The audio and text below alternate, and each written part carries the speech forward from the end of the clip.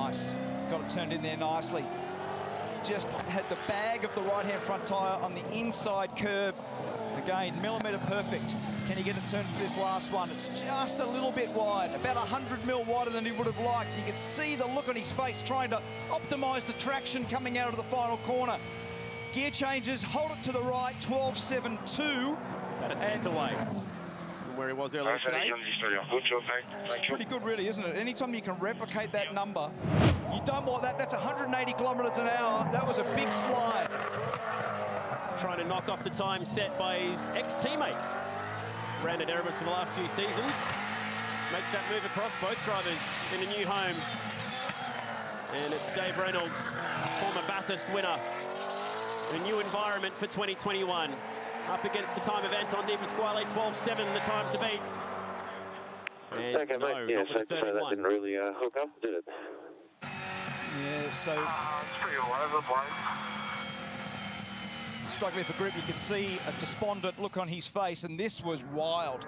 Left-hand rear tyre coming out of 9 up towards 10, and that has cost him some time for sure. That was very close. Very easy to make contact with the fence on the left or the right when you pop the tyre off into the dirt.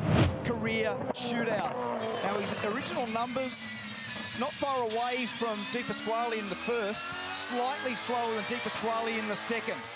Can he get it stopped down here? He's pretty conservative through 12. Gets it right back to the right-hand side of the road and makes the exit as square as it possibly could. That was a really nice exit.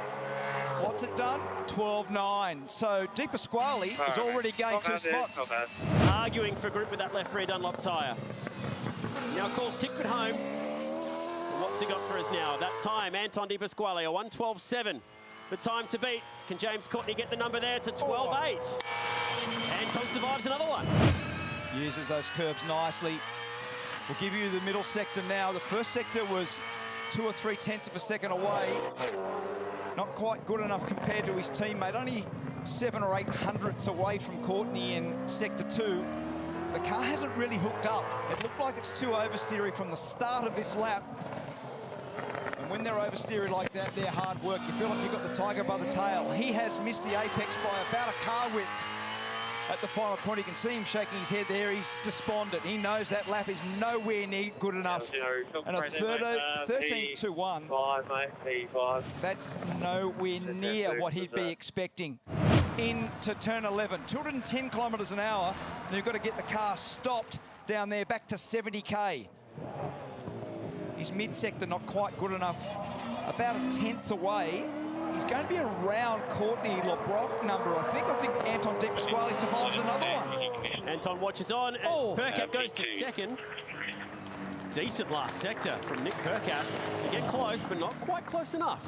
So can he get it pumped up, make a nice, accurate apex, and get the drive traction off the final corner?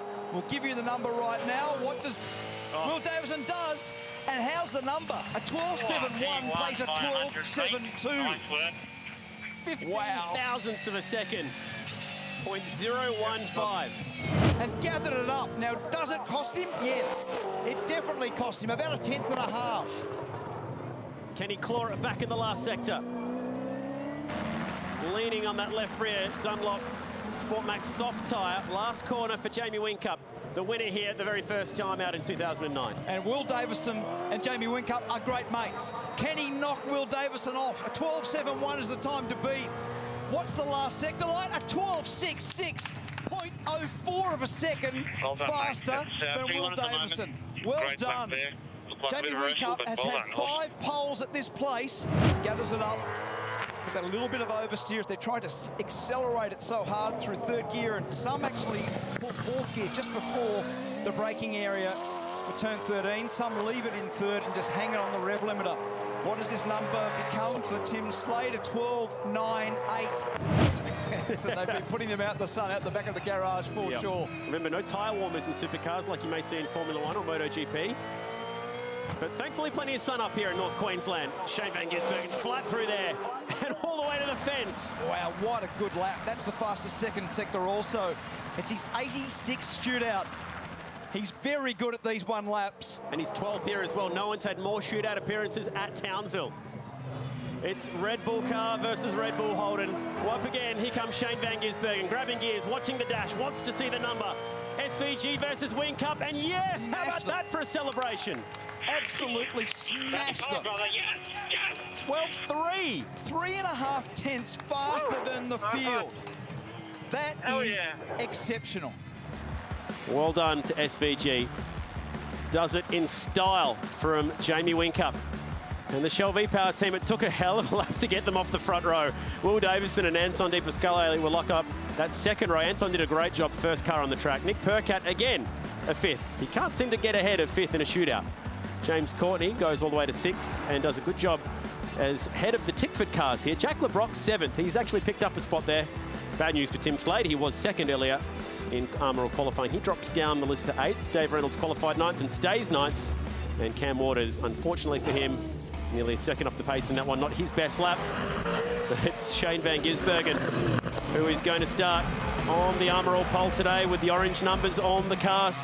That shows that he is the championship leader. He's had the championship lead right from Bathurst, where we opened up at the Repco Mount Panorama 500. And look at this. This guy loves winning. He doesn't just love winning, he loves crushing the opposition.